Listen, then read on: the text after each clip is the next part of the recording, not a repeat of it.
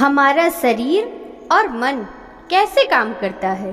भगवान श्री कृष्ण कहते हैं कि मनुष्य का शरीर एक रथ की भांति है। जैसे आँख, नाक, कान, जीभ और त्वचा आदि इन इंद्रियों घोड़ों को जो सारथी चलाता है, जो सारथी ही हमारा मन है, और उस रथ में बैठा हुआ स्वामी वही हमारी आत्मा है। मनुष्य की इंद्रियां विषयों की ओर आकर्षित होती रहती हैं, और ये सब तभी तक ही हो सकता है जब तक जीवात्मा अपने मन को काबू में ना लाए। तब तुम स्वयं मन के अधीन न रहकर अपने मन को अपने अधीन कर लोगे। वही मन एक अच्छे सारथी की तरह तुम्हारे शरीर रूपी रथ को सीधे प्रभु की चरणों में ले जाएगा। यदि मन तुम्हारा स्वामी है तो तुम उसके अधीन हो, तो वो तुम्हें माया के बंधन में जकड़े रहेगा, और तुम जब अपने मन पर काबू पालोगे और उसके स्वामी हो जाओगे तो वही मन तुम्हें मोक्ष के द्वार तक ले जाएगा। हरे कृष्णा, राधे राधे। सभी भक्तों को सादर प्रणाम। भक्तों, नियमित प्रातः 5 बजे आप हमारे चैनल पर आषाढ़ मास महात्म्य की कथाएं श्रवण करते हैं। साथ ही सभी वारों से जुड़ी कथाएं, अन्य देवी देवताओं से जुड़ी कथाएं, तिथि ज्ञान इत्यादि की जानकारी भी आपको हमारे चैनल के द्वारा दी जाती है। आपने कल के अध्याय में कालिये नाग का दमन, धेनुक और प्रलंब का वध तथा गिरि यज्ञ का अनुष्ठान, इंद्र के द्वारा भगवान का अभिषेक, श्री कृष्ण और गोपों की बातचीत, रासलीला और अरिष्टासुर का वध की महिमा श्रवण करी थी। आज के इस अध्याय में कंस का अक्रूर को नंदगांव जाने की आज्ञा देना और केसी का वध तथा भगवान के पास नारद का आगमन, अक्रूर का नंदगांव में जाना, श्री राम कृष्ण की मधुर यात्रा, गोपियों की कथा, अक्रूर का यमुना में भगवत दर्शन, उनके द्वारा भगवान की स्तुति, मथुरा प्रवेश, रजक वध और माली पर कृपा, कुब्जा पर कृपा, कुवल याडपीड, चारूण, मुष्टिक, तोसल और कंस का वध तथा वसुदेव द्वारा भगवान का स्तवन की महिमा का श्रवण करेंगे। तो भक्तों, चलिए वीडियो शुरू करते हैं।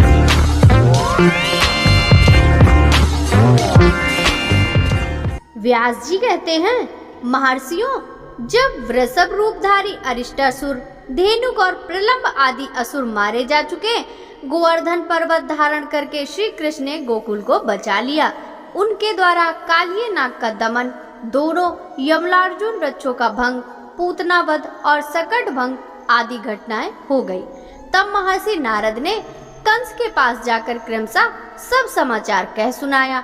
यशोदा और देवकी के बालकों में जो अदला बदली हुई, वहां से लेकर अरिष्टवध की सारी बातें नारद जी के मुख से सुनकर खोटी बुद्धि वाले कंस ने वसुदेव जी के प्रति बड़ा क्रोध किया और समस्त यादवों की सभा में अत्यंत रोष पूर्वक उलाहना देकर उसने यदुवंशियों की बड़ी निंदा की।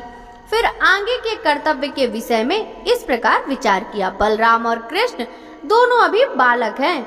जब तक ये युवा होकर अत्यंत बलवान नहीं हो जाते, तब तक ही मुझे उनका वध कर डालना चाहिए। युवा होने पर तो वे मेरे काबू के बाहर हो जाएंगे।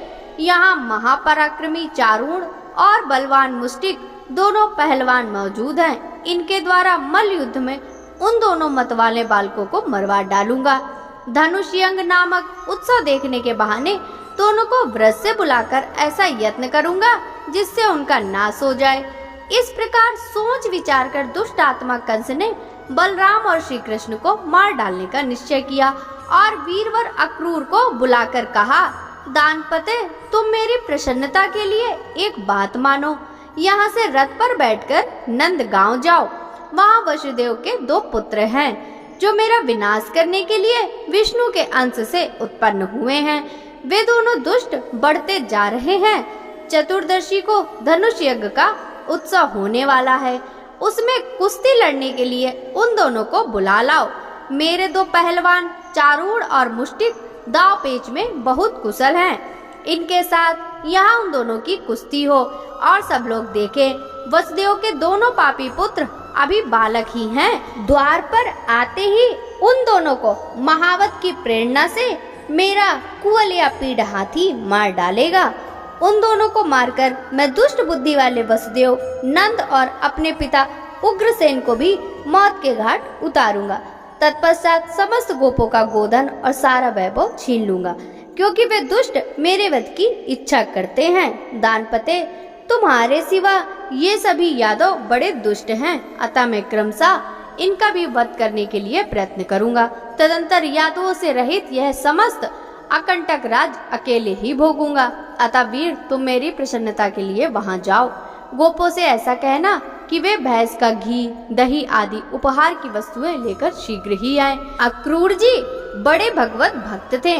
कंस के इस प्रकार आदेश देने पर उन्हें बड़ी प्रसन्नता हुई। इसी बहाने कल भगवान श्री कृष्ण के दर्शन तो करूंगा, इस विचार में से उन्हें उतावला बना दिया। राजा कंस ने बहुत अच्छा कहकर अक्रूर जी को शीघ्र ही रथ पर सवार हुए और मथुरापुरी से निकलकर नंदगांव की ओर चल दिए। इधर कंस का दूत महाबली केसी कंस के ही आदेश से वृंदावन में आया। श्री कृष्णचंद्र का वध करना ही उसकी यात्रा का उद्देश्य था। उसने घोड़ों का रूप धारण कर रखा था। वह अपनी टांगों से पृथ्वी को खोदता, गर्दन के बालों से बादलों को उड़ाता तथा वेग से उछलकर चंद्रमा और सूर्य के भी मार्ग को लांघता हुआ गोपों के समीप आया। उसके हींसने के शब्द से समस्त गोप और गोपांगाएं भयभीत हो भगवान गोविंद की शरण में गई।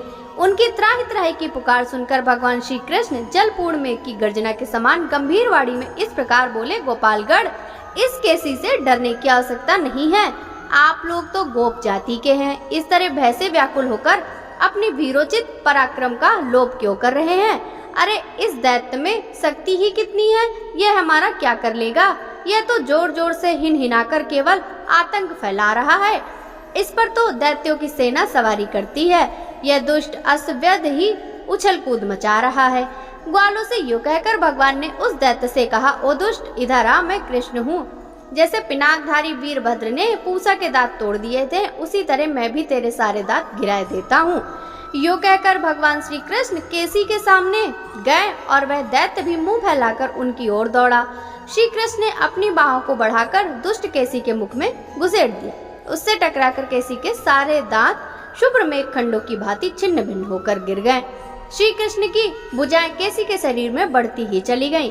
जैसे अवहेलना पूर्वक उपेक्षा किया हुआ रोग धीरे धीरे बढ़कर विनाश का कारण बन जाता है, वैसे ही वह भुजा उस दैत्य की मृत्यु का साधन बन गई। उसके जबड़े फट गए, वह मुख से फेन और रक्त फेंकने लगा। नसनाड़ियों के बंधन टूट जाने से दोनों जबड़े बिलक हो गए। वह लीद और पेशाब करता हुआ धरती पर पैर पटकने लगा। उसका सारा शरीर पसीने से तरतर हो गया। वह थककर प्राणों से हाथ धो बैठा। उसकी सारी हलचल समाप्त हो गई। जैसे बिजली गिरने से किसी वृक्ष के दो टुकड़े हो जाते हैं, उसी प्रकार श्री कृष्ण की भुजा से वह महाभयंकर असुर दो टुकड़े होकर गिर पड़ा। केसी को मारने से श्री कृष्ण के शरीर में कोई थकावट नहीं हुई। वे स्वस्थ रूप से हंसते हुए वहीं खड़े रहे। उस दैत्य के मारे जाने से गोप और गोपियों को बड़ी प्रसन्नता हुई। वे श्री कृष्ण को सब ओर से घेरकर आश्चर्यचकित हो उनकी स्तुति करने लगी। इसी समय देवर्षि नारद बड़ी उतावली के साथ वहां आए और बादलों में स्थित हो गए। केसी को मारा देख वे हर्ष से फूले नहीं समाते थे। नारद जी बोले, जगन्नाथ, आपको धन्यवाद। हे अच्युत, आपने खेल खेल में ही इस केसी को मार डाला। यह देवताओं को बड़ा ही क्लेश दिया करता था। मधुसूदन, आपने इस अवतार में जो जो महान कर्म किए हैं, उनसे मेरे चित्र को बड़ा आश्चर्य हुआ और संतोष हुआ।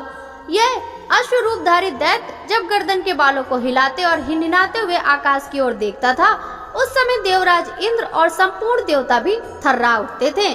जनार्दन, आपने दुष्ट आत्मा केसी का वध किया है, इसलिए अब आप लोक में केशव नाम से विख्यात होंगे। आपका कल्याण हो। अब मैं जाऊंगा और परसों कंस के यहाँ आपके साथ जो युद्ध होगा उसमें फिर सम्मिलित होऊंगा। धरणीधर उग्रसेन कुमार कंस जब अपने अनुचरों सहित मारा जाएगा, उस समय पृथ्वी का भार आप बहुत कुछ उतार देंगे। उसके बाद भी राजाओं के साथ आपके अनेक युद्ध हमें देखने को मिलेंगे। गोविंद, आपने देवताओं का बहुत बड़ा कार्य सिद्ध किया और मुझे भी बहुत आदर दिया। आपका कल्याण हो। अब मैं जाता हूँ। यूँ कहकर नारद जी चले गए। तब श्री कृष्ण अत्यंत सौम्य भाव से ग्वालों के साथ गोकुल में चले आए। व्यास जी कहते हैं, अक्रूर जी शीघ्र चलने वाले रथ पर चढ़कर मथुरा से निकले और श्री कृष्ण के दर्शन का लोभ लेकर नंदगांव की ओर चल दिए। मार्ग में सोचने लगे, आहा, मुझसे बढ़कर सौभाग्यशाली कोई नहीं है, क्योंकि आज मैं अंश सहित अवतीर्ण हुए साक्षात भगवान विष्णु का मुख देखूंगा। आज मेरा जन्म सफल हुआ और आने वाला प्रभात बहुत ही सुंदर होगा, क्योंकि मैं विकसित कमल के समान नेत्रों वाले भगवान विष्णु के मुख का दर्शन करूंगा। जो स्मरण अथवा ध्यान में आकर भी मनुष्य के सारे पाप हर लेता है, वही कमल सदृश नेत्रों वाला श्री विष्णु का सुंदर मुख आज मुझे देखने को मिलेगा, जिससे संपूर्ण वेद और वेदांगों का प्रादुर्भाव हुआ है तथा जो देवताओं के लिए सर्वश्रेष्ठ आश्रय है। भगवान के उसी मुख का आज मैं दर्शन करूंगा। ब्रह्मा, इंद्र, रुद्र, अश्वनी कुमार, वसु, आदित्य तथा मरुद्रण जिनके स्वरूप को नहीं जानते, वे श्री हरि आज मेरा स्पर्श करेंगे। जो सर्वात्मा, सर्वव्यापी, सर्वस्वरूप, संपूर्ण भूतों में स्थित अव्यव एवं व्यापी परमात्मा है, वे ही आज मेरे नेत्रों के अतिथि होंगे। जिन्होंने अपनी योग शक्ति से मत्स्य, कूर्म, वराह और नरसिंह आदि अवतार ग्रहण किए थे, वे ही आज भगवान मुझसे वार्तालाप करेंगे। स्वेच्छा से शरीर धारण करने वाले अविनाशी जगन्नाथ इस समय कार ब्रज में निवास करने के लिए मान रूप धारण किए हुए हैं। जो भगवान अनंत अपने मस्तक पर इस पृथ्वी को धारण करते हैं, वे ही जगत का हित करने के लिए अवतीर्ण हो आज मुझे अक्रूर कहकर बुलाएंगे। पिता, पुत्र, सुहद, माता, पिता, भ्राता और बंधु बांधव रूपड़ी जिनकी माया को यह जगत हटा नहीं पाता, उन भगवान को बारंबार नमस्कार है। जिनको हृदय में स्थापित करके मनुष्य इस योग माया रूप फैली हुई अविद्या को तर जाते हैं, उन विद्या स्वरूप परमात्मा को नमस्कार है। जिन्हें यज्ञ परायण मनुष्य, यज्ञ पुरुष, भगवत भक्त जन, वसुदेव और वेदांता वेदता सर्वव्यापी श्री विष्णु कहते हैं, उनको मेरा नमस्कार है। जो संपूर्ण जगत के निवास स्थान हैं, जिनमें सत और असत दोनों प्रतिष्ठित हैं, वे भगवान अपने सहज सद्गुण से मुझ पर प्रसन्न हों। जिनका स्मरण करने पर मनुष्य पूर्ण कल्याण का भागी होता है, उन पुरुष श्रेष्ठ श्री हरि की मैं सदा के लिए शरण लेता हूँ। अक्रूर का हृदय भक्ति से विनम्र हो रहा था। वे इस प्रकार श्री विष्णु का चिंतन करते हुए कुछ दिन रहते नंदगांव में पहुंच गए। वहां उन्होंने भगवान श्री कृष्ण को उस स्थान पर देखा जहां गौ में दुही जा रही थी। वे बछड़ों के बीच में खड़े थे। उनका श्रीअंग विकसित नील कमल की आभा से सुशोभित था। नेत्र खिले हुए कमल की शोभा धारण करते थे। बच्चा स्थल में श्रीवत्स का चिन्ह दिखाई देता था। बड़ी बड़ी भौहें, चौड़ी और उभरी हुई छाती, ऊंची नासिका, विलास युक्त मुस्कान से सुशोभित मुख, लाल लाल नख, शरीर पर पीताम्बर, गले में जंगली पुष्पों की हार, हाथ में स्निग्ध नील लता और कानों में श्वेत कमल के आभूषण उनकी झांकी थी। उनके दोनों चरण भूमि पर विराजमान थे। श्री कृष्ण का दर्शन करने के बाद अक्रूर जी की दृष्टि यदुनंदन बलभद्र जी पर पड़ी, जो हंस, चंद्रमा और कुंद के समान गौर वर्ण थे। उनके शरीर पर नील वस्त्र शोभा पा रहे थे। उनकी कद ऊंची और बाहें बड़ी बड़ी थी। मुख प्रफुल्ल कमल सा सुशोभित था। नीलांबरधारी गौरांग बलभद्र जी ऐसे जान पड़ते थे मानो मेघमाला से घिरा हुआ दूसरा कैलाश पर्वत हो। उन दोनों भाइयों को देखकर महाबुद्धिमान अक्रूर जी का मुख कमल प्रसन्नता से खिल उठा। संपूर्ण शरीर में रोमांच हो आया और वे मन ही मन इस प्रकार कहने लगे, इन दोनों बंधुओं के रूप में यहाँ साक्षात भगवान विष्णु विराजमान हैं। यही परम धाम और यही परम पद है। अनंत मूर्ति भगवान आज ही मेरे हाथ का स्पर्श करके उसे शोभा संपन्न बनाएंगे। इन्हीं भगवान की अंगुलियों के स्पर्श से संपूर्ण पाप नष्ट हो जाने के कारण मनुष्य उत्तम उत्तम सिद्ध प्राप्त करते हैं तथा अश्वनी कुमार, रुद्र, इंद्र और वसु आदि देवता प्रसन्न होकर उन्हें उत्तम वर देते हैं। इन्हीं भगवान ने दैत्यराज की सेना का विनाश करके दैत्य पत्नियों की आंखों का काजल भी छीन लिया। राजा बलि ने जिनके हाथ में संकल्प का जल छोड़कर रसातल में रहते हुए भी मनोहर स्वर्गीय भोग प्राप्त कर लिए तथा देवराज इंद्र ने जिनकी आराधना करके एक मनवंतर के लिए देवलोक का अखंड साम्राज्य प्राप्त किया, वे ही भगवान कंस के साथ रहने के कारण निर्दोष होते हुए भी दोष के पात्र बने हुए मुझ अक्रूर का क्या आदर न करेंगे। जो साधु पुरुषों से बहिष्कृत हैं, उनके जन्म को धिक्कार है। भगवान श्री हरि ज्ञान स्वरूप हैं, परिपूर्ण सत्व के पुंज हैं, सब प्रकार के दोषों से रहित हैं, अव्यक्त हैं और समस्त प्राणियों के हृदय में विराजमान हैं। जगत में कौन सी ऐसी वस्तु है जो उन्हें ज्ञात न हो। अतः मैं भक्ति से विनीत होकर आदि मध्य और अंत से रहित अजन्मा पुरुषोत्तम भगवान विष्णु के अंशावतार तथा ईश्वरों के भी ईश्वर श्री कृष्ण की शरण में जाता हूँ। इस प्रकार विचार करते हुए वे भगवान श्री कृष्ण के पास गए और मैं यदुवंशी अक्रूर हूँ यो कहकर उनके चरण में पड़ गए। भगवान ने भी ध्वजा, वज्र और कमल आदि चिन्हों से सुशोभित अपने कर कमलों द्वारा उनका स्पर्श किया और उन्हें खींचकर प्रेम पूर्वक गाढ़ आलिंगन दिया। फिर बलराम और श्री कृष्ण ने उनसे बातचीत की और उन्हें साथ ले अपने भवन में चले गए। परस्पर प्रणाम आदि के बाद अक्रूर ने दोनों भाइयों के साथ बैठकर भोजन किया और यथायोग उनसे सब बातें निवेदन की। दुरात्मा दानव कंस ने वसुदेव और देवकी को जिस प्रकार धमकाया था, उग्रसेन के प्रति जैसा उसका बर्ताव था और जिस उद्देश्य से कंस ने उन्हें ब्रज में भेजा था, वह सब विस्तार के साथ कह सुनाया। सुनकर भगवान श्री कृष्ण ने कहा, ये सब बातें मुझे ज्ञात है, इस विषय में जो उचित कर्तव्य है उसे मैं करूंगा, आप अन्यथा विचार न करें। कंस को मारा गया ही समझे। मैं बलराम जी सहित कल आपके साथ मथुरा चलूंगा। बूढ़े बड़े गोप भी भेंट की बहुत सारी सामग्री लेकर जाएंगे। वीर, आप किसी प्रकार की चिंता न करें, आराम से यहाँ रात बिताएं। आज से 3 रात के भीतर ही मैं अनुचरों सहित कंस को मार डालूंगा। तदंतर गोपों को मथुरा चलने का आदेश दे। अक्रूर जी, श्री कृष्ण और बलराम जी नंद के घर में सोए। सवेरा होने पर महाबली राम और श्री कृष्ण अक्रूर के साथ मथुरा जाने को तैयार हो गए। यह देख गोपियों के नेत्रों में आंसू भर आए। वे चिंता से इतनी दुर्बल हो गई कि उनके कंगन और बाजूबंद खिसक खिसक कर गिरने लगे। वे दुख से पीड़ित हो लंबी सांस लेते हुए एक दूसरे से कहने लगी, सखी, गोविंद मथुरा जाते हैं, वहां जाकर वे इस गोकुल में फिर क्यों आने लगे? वहां तो अपने कानों द्वारा नगर की स्त्रियों के मधुर वार्तालाप का रसपान करेंगे। नगर की नारियों के विलासपूर्ण वचनों में जब इनका मन आसक्त हो जाएगा, तब फिर गायों की रहने वाली इन गंवार गोपियों की ओर उनका झुकाव कैसे हो सकेगा?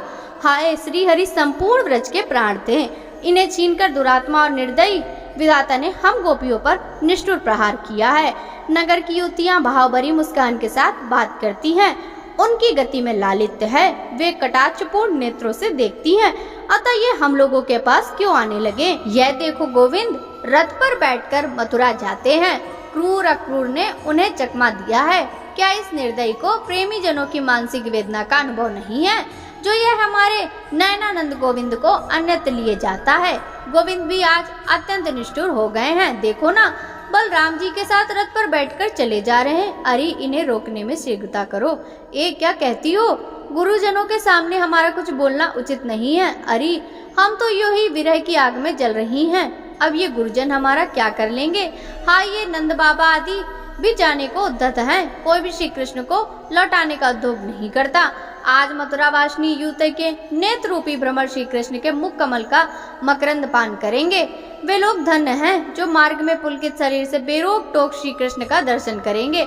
आज गोविंद का दर्शन पाकर मथुरा की नागरियों के नेत्र में महान आनंद छा जाएगा। आज उन भाग्यशाली युवतियों ने कौन सा शुभ स्वप्न देखा है जो वे अपने विशाल एवं कमनीय नेत्रों से श्री कृष्ण की रूप माधुरी का पान करेंगी। अहो, विधाता को किंचित मात्र भी दया नहीं है। उसने हम गोपियों को बहुत बड़ी निधि का दर्शन कराकर हमारी आंखें निकाल ली। हमारे प्रति श्री कृष्ण का अनुराग ज्यों ज्यों शिथिल होता जाता है, त्यों ही त्यों हमारे हाथों के कंगन भी शीघ्रता पूर्वक ढीले होते जा रहे हैं। अक्रूर का हृदय बहुत ही क्रूर है, वह घोड़ों को बहुत जल्दी जल्दी हाँकता है। हम जैसी आर्त स्त्रियों पर उसे छोड़ किसी को दया नहीं आएगी। अरे, यह देखो, श्री कृष्ण की रथ की धूल बहुत ऊंचे दिखाई देती है। हाय, अब वह धूल भी नहीं दिखाई देती। अब वह भगवान को बहुत देर तक ले गई। इस प्रकार गोपियों के अत्यंत अनुराग पूर्वक देखते देखते बलराम सहित श्री कृष्ण ब्रज के उस भूभाग का परित्याग किया। रथ के घोड़े बहुत तेज चलने वाले थे, अतः बलराम, अक्रूर और श्री कृष्ण दोपहर होते होते मथुरा के समीपवर्ती यमुना तट पर पहुंच गए। तब अक्रूर ने श्री कृष्ण ने कहा, आप दोनों भाई यहीं रथ पर बैठे, तब तक मैं यमुना के जल में नैतिक स्नान और पूजन कर लेता हूँ। श्री कृष्ण ने बहुत अच्छा कहकर उनकी बात मान ली। परम बुद्धिमान अक्रूर ने यमुना के जल में प्रवेश करके स्नान करके और आचमन किया। तत्पश्चात वे परम ब्रह्म का चिंतन करने लगे। उन्हें जल के भीतर सहस्त्रों कणों से युक्त बलभद्र जी दिखाई दिए। उनका शरीर कुंदन के समान गौर और नेत्र कमल के समान विशाल थे। वासुकी तथा डिंब आदि बड़े बड़े नाग उन्हें घेरे हुए स्थिति कर रहे थे। गले में सुगंधित वनमाला उनकी शोभा बढ़ा रही थी। वे तो नील वस्त्र और सुंदर कर्णभूषण धारण किए मनोहर गेंडुली मारे जल के भीतर विराजमान थे। उनकी गोद में भगवान श्री कृष्ण दृष्टिगोचर हुए, जो सजल मेघ के समान श्याम किंचित लालिमा युक्त विशाल नेत्र वाले चतुर्भुज, सुंदर और चक्र आदि आयुधों से विभूषित थे। उन्होंने 2 पीताम्बर धारण कर रखे थे। विचित्र विचित्र हार उनकी शोभा बढ़ाते थे। इंद्रधनुष और विद्युन्माला से विशोभित मेघ की भांति उनकी विचित्र शोभा हो रही थी। वक्षा स्थल में श्रीवत्स चिन्ह सुशोभित था, भुजाओं में भुजबंद और मस्तक पर मुकुट देदीप्यमान था। कानों में कमल पुष्प कुंडल का काम देता था। सनंदन आदि पाप रहित सिद्ध योगी नासिका के अग्रभाग पर दृष्टि जमाए मन ही मन भगवान का ध्यान करते थे।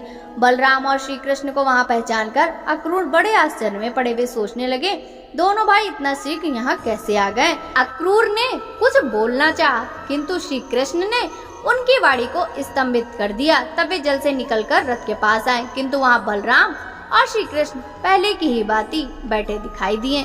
तब उन्होंने पुनः जल में डुबकी लगाई। भीतर वही दृश्य दिखाई दिया। गंधर्व, मुनि, सिद्ध, बड़े बड़े नाग श्री कृष्ण और बलराम की स्तुति करते थे। यह देखकर सब दानपति अक्रूर को वास्तविक रहस्य का पता लग गया। वे पूर्ण विज्ञान में भगवान अच्युत की स्तुति करने लगे, जिनका सत्ता मात्र स्वरूप है, महिमा अचिंतनीय है, जो सर्वत्र व्यापक है, कारण रूप से एक किंतु कार्य रूप से अनेक है। उन परमात्मा को बारंबार नमस्कार है। अचिंत परमेश्वर आप शब्द रूप और हविष्य रूप हैं, आपको नमस्कार है। प्रभु प्रकृति से परे विज्ञान स्वरूप हैं, आपको नमस्कार है। आप ही भूआत्मा, इंद्रिय आत्मा, प्रधान आत्मा, जीवात्मा और परमात्मा हैं। इस प्रकार एक होते हुए भी आप 5 प्रकार से स्थित हैं। सर्वर्थमान महेश्वर आप ही क्षर और अक्षर हैं।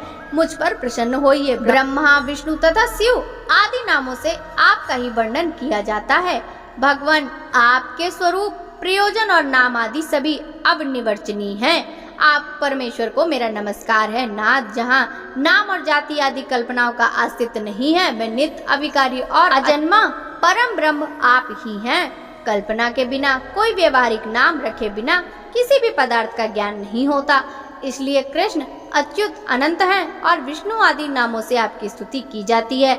सर्वात्मन आप अजन्मा परमेश्वर हैं। जगत में जितनी कल्पनाएं हैं उन सब के द्वारा आपका ही बोध होता है। आप ही देवता हैं, संपूर्ण जगत हैं तथा विश्व रूप हैं। विश्वात्मन आप विकार और भेद से सर्वथा रहित हैं। संपूर्ण विश्व में आपके सिवा दूसरी कोई वस्तु नहीं है।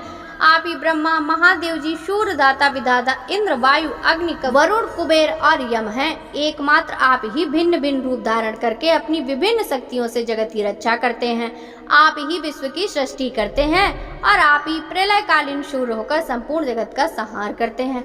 आज यह गुणमय प्रपंच आपका ही स्वरूप है। सत्य स्वरूप परमेश्वर का वाचक जो ओंकार रूप अक्षर है, वह आपका उत्कृष्ट स्वरूप है। वही सत, असत और ज्ञानात्मा है। आपके उस स्वरूप को मेरा प्रणाम है। भगवान वासुदेव रूप में आपको नमस्कार है। संकर्षण संज्ञा धारण करने वाले आपको नमस्कार है। प्रद्युम्न कहलाने वाले आपको नमस्कार है और अनिरुद्ध नाम से पुकारे जाने वाले आपको नमस्कार है। इस प्रकार जल के भीतर यदुवंशु अक्रूर ने सर्वेश्वर श्री कृष्ण की स्तुति करके मानसिक धूप और पुष्पों द्वारा उनका पूजन किया। अन्य विषयों का चिंतन छोड़कर मन को उन ब्रह्म भूत परमात्मा में लगाकर दीर्घ काल तक ध्यान किया। तत्पश्चात समाधि से विरत हो अपने को कृतार्थ मानते हुए यमुना जल से निकलकर वे पुनः रथ के समीप आए। आने पर उन्होंने बलराम और श्री कृष्ण को पूर्ववत बैठे देखा। अक्रूर जी के नेत्रों से विस्मय का आभास मिलता था। यह देख श्री कृष्ण ने उनसे कहा, अक्रूर, आपने यमुना के जल में कौन सी आश्चर्य की बात देखी जो आपके नेत्र आश्चर्यचकित दिखाई देते हैं? अक्रूर बोले, अच्युत, जल के भीतर मैंने जो आश्चर्य देखा है उससे यही सामने मूर्तिमान बैठा देखता हूँ। यह परम आश्चर्यमय जगत जिन महात्मा का स्वरूप है, उन्हीं आश्चर्य स्वरूप आपके साथ मेरा समागम हुआ है। मधुसूदन, अब इस विषय में अधिक कहने की क्या आवश्यकता है? चलिए मथुरा चले। मैं कंस से डरता हूँ, जो दूसरों के टुकड़े पर जीवन निर्वाह करने वाले हैं। उन मनुष्यों के जन्म को धिक्कार है। यो कहकर अक्रूर ने घोड़ों को हाँक दिया और सायंकाल के समय मथुरापुरी में जा पहुँचे। मथुरा को देखकर अक्रूर ने बलराम और श्री कृष्ण से कहा, महापराक्रमी वीरों, अब आप लोग पैदल जाइए, रथ से मैं अकेला ही जाऊंगा। मथुरा में पहुंचकर आप दोनों वसुदेव जी के घर न जाएं, क्योंकि आपके ही कारण यह बेचारा बूढ़ा कंस के द्वारा सदा अपमानित होता है। यो कहकर अक्रूर मथुरापुरी में चले गए। राम और श्री कृष्ण भी पुरी में पहुंचकर राजमार्ग पर आ गए। उस समय नगर के सभी स्त्री पुरुष आनंदपूर्ण नेत्रों से उन्हें निहारते थे। वे दोनों वीर तरुण हाथियों की भांति लीला पूर्वक चल रहे थे। घूमते घूमते उन दोनों भाइयों ने कपड़ा रंगने वाले एक रजक को देखा। उससे अपने शरीर के अनुरूप सुंदर वस्त्र मांगे। वह राजा कंस का रजक था। राजा की कृपा पाकर उसका अहंकार बहुत बढ़ गया था। उसने बलराम और श्री कृष्ण के प्रति ललकार कर अनेक अपेक्षयुक्त कटु वचन कहे। उस दुरात्मा रजक का बर्ताव देख श्री कृष्ण कुपित हो उठे। उन्होंने थप्पड़ मारकर उस रजक का मस्तक पृथ्वी पर गिरा दिया। उन्हें मारकर राम और कृष्ण के उनके सारे वस्त्र छीन लिए और अपनी रुचि के अनुसार नीले और पीले वस्त्र धारण करके वे बड़ी प्रसन्नता के साथ माली के घर गए। उन्हें देखते ही माली के नेत्र आनंद से खिल उठे। वह अत्यंत विस्मित हो मन ही मन सोचने लगा, ये दोनों किसके पुत्र हैं, कहाँ से आए हैं। एक के अंग पर पीताम्बर शोभा पाता है तो दूसरे के नीलांबर। दोनों ही अत्यंत मनोहर दिखाई देते हैं। उन्हें देखकर माली ने समझा दो देवता एक भूतल पर उतरे हैं। उन दोनों भाइयों के मुख कमल प्रफुल्लित दिखाई देते हैं। माली ने दोनों हाथ पृथ्वी पर फैलाकर सिर से पृथ्वी को स्पर्श करते हुए साष्टांग प्रणाम किया और कहा, नाथ आप दोनों बड़ी कृपा करके मेरे घर पधारे हैं। मैं धन्य हो गया। अब पुष्पों से आप दोनों की पूजा करूंगा। यो कहकर उसने रुचि के अनुसार फूल भेंट किए। ये सुंदर है, ये मनोहर है। ये कहते हुए उनके मन में जो फूलों के प्रति आकर्षण पैदा किया और जो जो उन्हें पसंद आया वह सब दे दिया। प्रायः सभी फूल मनोहर, निर्मल और सुगंधित थे। श्री कृष्ण ने भी प्रसन्न होकर माली को वर दिया, भद्र मेरे अधीन रहने वाली लक्ष्मी तेरा कभी त्याग न करेगी। सौम्य तेरे बल और धन की कभी हानि न होगी। जब तक यह पृथ्वी और सूर्य रहेंगे तब तक तेरी पुत्र पौत्र आदि वंश परंपरा कायम रहेगी। तू बहुत से भोग भोग कर अंत में मेरी कृपा से मुझे स्मरण करते हुए दिव्य लोक प्राप्त करेगा। भद्र तेरा मन हर समय धर्म में लगा रहेगा। यो कहकर बलराम सहित श्री कृष्ण माली द्वारा पूजित हो उसके घर से चले आए। व्यास जी कहते हैं, तदंतर श्री कृष्ण ने राजमार्ग पर एक कुब्जा स्त्री देखी जो अंगराग से भरा हुआ पात्र लिए आ रही थी। उसे देखकर श्री कृष्ण ने पूछा, कमल लोचने तू ये अंगराग लिए किसके पास जाती है, सच सच बता।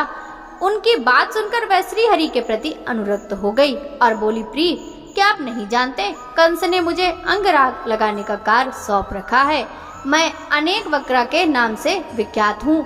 मेरे सिवा दूसरे किसी का घिसा हुआ चंदन कंस को पसंद नहीं आता। श्री कृष्ण बोले, सुमुखी यह सुंदर सुगंध युक्त अनुलेपन तो राजा के ही योग्य है।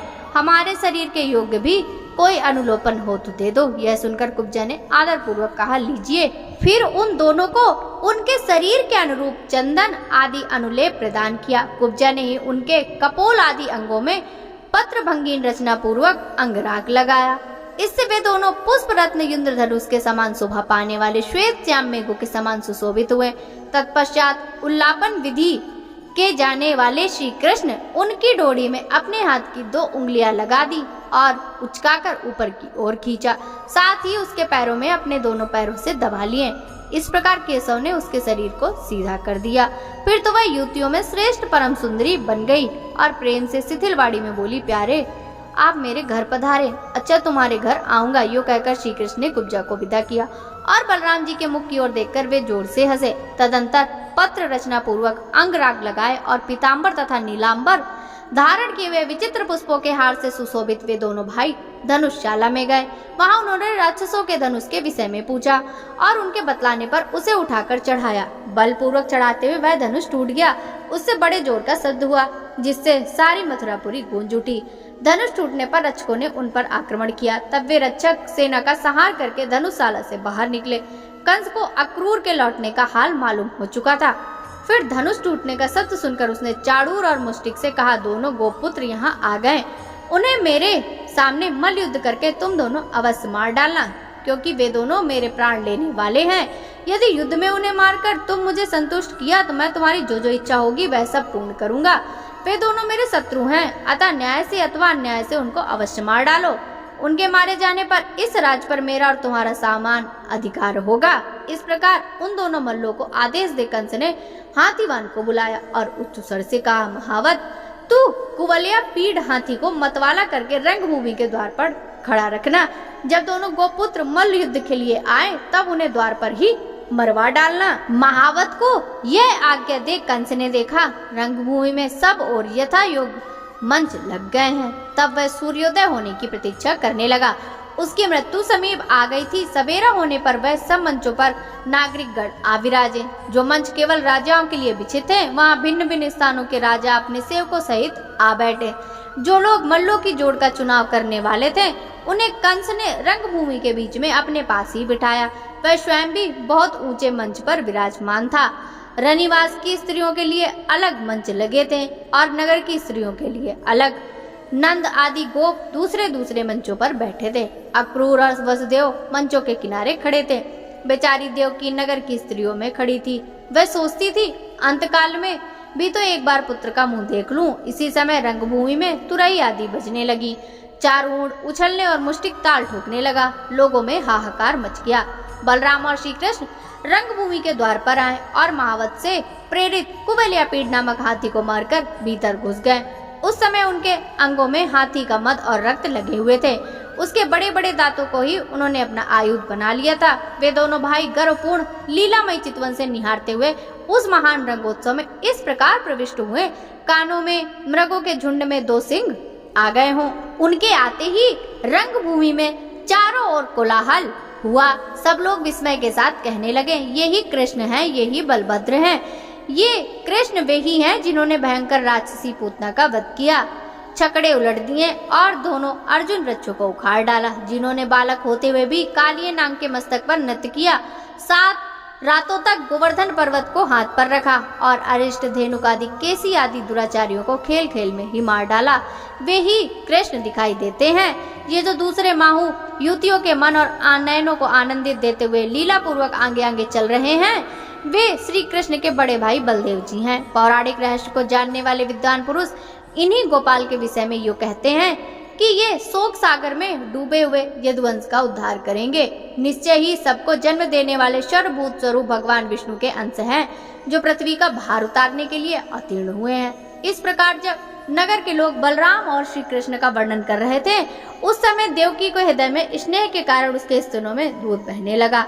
वसुदेव जी तो मानो समीप आई हुई वृद्धावस्था को छोड़कर युवा हो गए। उनकी दृष्टि अपने दोनों पुत्रों पर ही लगी हुई थी, मानो वे ही उनके लिए महान उत्सव हो। रनिवास की स्त्रियां एकटक नेत्रों से श्री कृष्ण और बलराम को निहारती थी। नगर की स्त्रियां तो उनकी ओर से दृष्टि ही नहीं हटाती थी। स्त्री आपस में कहने लगी, सखियों, श्री कृष्ण का मुख तो देखो, कैसी कमल जैसी सुंदर आंखें हैं। कुबलियापीड हाथी से युद्ध करने के कारण जो परिश्रम हुआ है, उससे इनके मुख पर पसीने की बूंदें निकल आई हैं। इन श्वेत बिंदुओं से सुशोभित इनका प्रसन्न मुख ऐसा जान पड़ता है मानो खिले हुए कमल पर ओस के कण शोभा पा रहे हों। इस मनोहर मुख की झांकी करके आज मेरा जन्म सफल कर लो। आहा भामिनी, इस बालक के बच्चा स्थल पर तो दृष्टिपात करो। श्री वृष चिन्ह से इनकी कैसी शोभा हो रही है। यह संपूर्ण जगत का आश्रय है। इसकी दोनों भुजाएं शत्रुओं का दर्प दलन करने में समर्थ हैं। अरे सखी, उधर देखो, मुष्टिक और चारूण को उछलते कूदते देख बलभद्र जी के मुख पर मंद की हास्य कैसी छटा छा रही है। हाय सखी, देखो तो सही, ये कृष्ण चारूण के साथ युद्ध करने जा रहे हैं। क्या इस सभा में न्याययुक्त बर्ताव करने वाले बड़े बूढ़े नहीं हैं?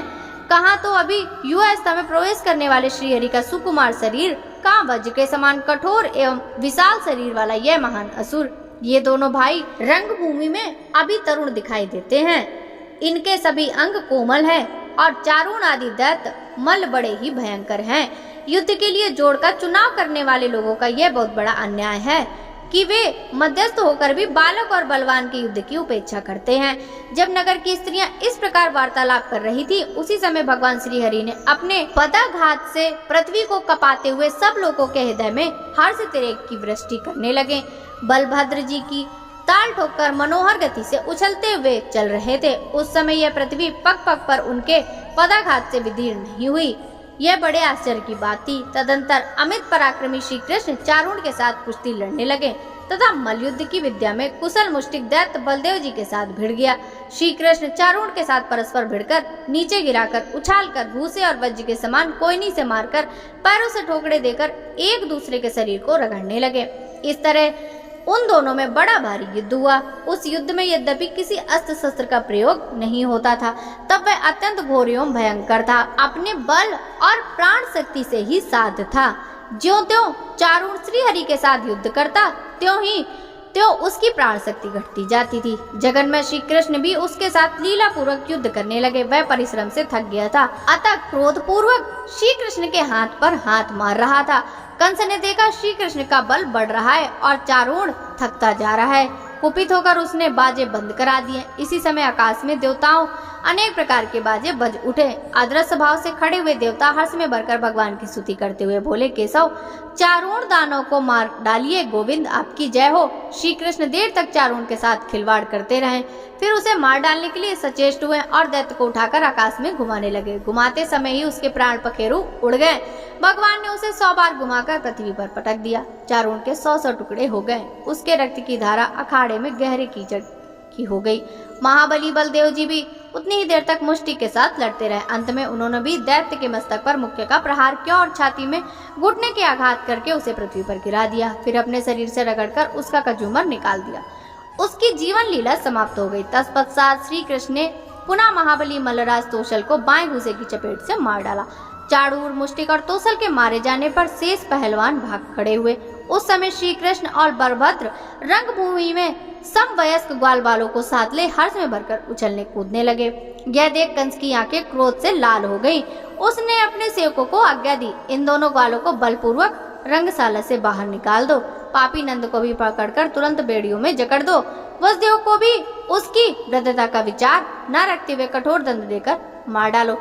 ये जो ग्वाल बाल श्री कृष्ण के साथ उछल रहे हैं, इन सबकी गवें छीन लो और इनके घर में कुछ भी धन संपत्ति हो उसे लूट लो। कंस को इस प्रकार आदेश देख भगवान मधुसूदन हंस पड़े। वे उछलकर मंच पर जा चढ़े। राजा का मुकुट पृथ्वी पर गिरा।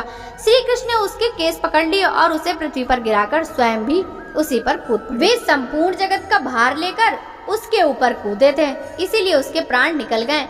उग्रसेन कुमार राजा कंस संसार से चल बसा। मरने पर भी श्री कृष्ण ने उसके मस्तक पर बाल पकड़कर उसके शरीर को रंगभूमि में घसीटा। कंस के पकड़े जाने पर उसका भाई सुनामा क्रोध भरकर आया, किंतु बलभद्र जी ने उसे खेल खेल में ही मार गिराया। मथुरा का महाराज कंस श्री कृष्ण के हाथ से अवहेलना पूर्वक मारा गया। यह देखकर रंगभूमि में आए हुए सब लोग हाहाकार करने लगे। तदंतर श्री कृष्ण ने शीघ्र जाकर वसुदेव और देवकी के चरण पकड़ लिए। बलदेव जी ने भी उनका साथ दिया। वसुदेव और देवकी ने श्री कृष्ण को उठाया और जन्म काल में उन्होंने जो बातें हुई थी उन्हें याद करके स्वयं भी प्रणाम करने लगे। वसुदेव जी बोले, देव देवेश्वर आप मुझ पर प्रसन्न होइए। प्रभु आप देवताओं में सर्वश्रेष्ठ हैं। केशव आपने हम दोनों पर कृपा करके ही हम दोनों का उद्धार किया है। हमारी आराधना से भगवान ने जो दुराचारी दैत्यों का वध करने के लिए हमारे घर में अवतार लिया, इससे हमारा कुल पवित्र हो गया। सर्वात्मन आप ही संपूर्ण भूतों के अंत हैं। आपसे ही सबका लय होता है। आप समस्त प्राणियों के भीतर विराजमान हैं। आपसे ही भूत और भविष्य की प्रवृत्ति हुई है। सर्वदेव में अच्युत अचिंत परमेश्वर यज्ञ में आपका ही यजन किया जाता है। परमेश्वर आप ही यज्ञों के कर्ता धर्ता हैं। आपके प्रति परमात्मा भाव को हटाकर जो मेरा और देवकी का मन पुत्र स्नेह के कारण आपकी ओर जाता है, यह हमारे लिए अत्यंत विडंबना है। आप तो संपूर्ण भूतों के कर्ता अनादि और अत्यंत परमेश्वर, हमारी इस मानवीय जिह्वा को आपको पुत्र कहकर पुकारना, जिसके भीतर समस्त चराचर जगत प्रतिष्ठित है, वे किसी मनुष्य से कैसे उत्पन्न हो सकते हैं? किसी नारी के गर्भ में कैसे शयन कर सकते हैं? जगन्नाथ, जिनसे यह संपूर्ण संसार उत्पन्न हुआ है, वे आप माया के सिवा किस युक्ति से मेरे पुत्र हो सकते हैं? परमेश्वर आप प्रसन्न हो, इस विश्व की रक्षा करें। आप मेरे पुत्र नहीं, इस ब्रह्मा से लेकर वृक्ष पर्यंत संपूर्ण जगत आपसे ही उत्पन्न हुआ है। परमात्मन आप हमारे मन में मोह क्यों उत्पन्न करते हैं? मेरी दृष्टि माया से मोहित हो रही। आप मेरे पुत्र हैं, यह समझकर मैंने कंस से अत्यंत भय किया था और शत्रु के भय से व्याकुल होकर आपको गोकुल ले गया था। गोविंद, वहां रहकर आप मेरे सौभाग्य से इतने बड़े हुए हैं। रुद्र, मरुद्रण, अश्वनी कुमार और इंद्र के द्वारा भी जो कार्य सिद्ध नहीं हो सकते थे, वे भी आपके द्वारा सिद्ध होते देखे गए हैं। ईश, आप साक्षात विष्णु हैं। जगत का कल्याण करने के लिए इस भूतल पर अवतीर्ण हुए हैं। हमारा सारा मोह अब दूर हो गया। व्यास जी कहते हैं, भगवान के अलौकिक कर्म देखकर वसुदेव और देवकी को उनके भगवत भाव का ज्ञान हो गया। यह देख भगवान श्री हरि ने यदुवंशियों को मोहने के लिए वैष्णवी माया फैलाई और कहा, माता और पिताजी, मैं भैया बलराम बहुत दिनों से आपके दर्शन के लिए उत्कंठित थे। भक्तों, आगे की कथा का वृतांत हम कल के अध्याय में श्रवण करेंगे। यदि आपको आषाढ़ मास महात्म्य की ये कथा अच्छी लगी हो तो इस वीडियो को लाइक कर ज्यादा से ज्यादा भक्तों को शेयर कीजिए, जिससे भक्तों की भक्ति निरंतर बढ़ती रहे। आपसे मिलते हैं कल के अध्याय की कथा के साथ। तब तक सभी भक्तों को हरे कृष्णा, राधे राधे, हरि बोल।